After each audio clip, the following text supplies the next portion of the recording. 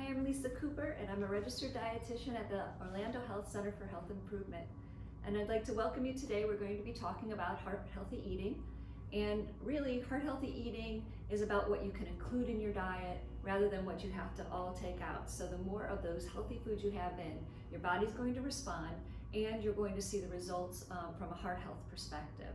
So I would like to show you just a variety of foods that I would strongly encourage you to include in your diet because they do help with cholesterol lowering and a variety of other things, blood pressure, blood sugar control. What's most important is starting with fruits and vegetables. Americans do not get the amount of fruits and vegetables that they need in their diet, and if anything, I would start there. And especially if you enjoy fruits and vegetables, it can be a wide variety, so pick your favorite. It could be bananas, it could be grapes. Pick high fiber favorites like apples and pears, or even berries. Berries are one of the highest fiber things that you can include in your diet. Plus they have a lot of phytochemicals which are helpful at the cellular level. So definitely fruits. They recommend about 2 cups a day, which could be about 4 pieces of fruit if you can. And then the vegetables would be the next most important. And with vegetables, again, color is important because the different colors give you different phytonutrients that are beneficial for your health and vitamins and minerals. So make sure you're getting in the deep reds and the bright oranges and the deep greens. And I recommend the deep greens like spinach or deep green lettuce or kale every day if you can get that in. So if you can start your meal with a salad, fantastic, and then have vegetables at your meal also. Snack on them in between if you can. So some people prefer raw vegetables overcooked. And with the vegetables, you want to have 2 to 3 cups a day. So really focus on getting the fruits and vegetables in because you're going to get a lot of not only fiber, which helps to lower cholesterol, but those vitamins and minerals that are protective at the cellular level to help protect those cells. The next thing you want to think about are grains. In this world, it seems like we're always picking on grains and carbs, but I want you to actually think about them and try to incorporate them.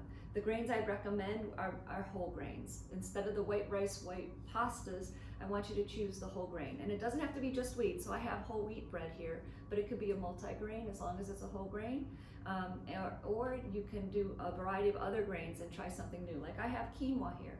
Quinoa cooks up as fast as pasta at a ratio like rice. So a cup of quinoa to 2 cups of water. And it gives you a little pop when you chew it, and it's a little higher in protein, so that's a nice grain to start with. I've got barley, and barley is actually a cholesterol lowering food. So if you enjoy barley, you can add it to a soup and know that you're helping to lower your cholesterol. There's also brown rice, and what some people don't know is brown rice can come in different forms like jasmine brown rice and basmati brown rice. So those are great flavorful rices that you would include in the brown category.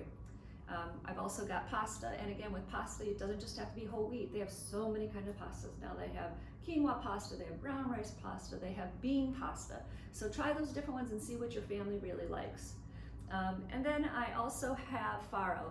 Farro is another wheat-based grain. It's an older grain, but it's something new to try. It's a little more chewy, and it's got a deeper flavor. So those would be the grains, so you don't have to just think, oh, I need to eat wheat bread. There's a lot more to it. So definitely increase those whole grains in your diet, but cut back on the white grains a little bit, so kind of replace them.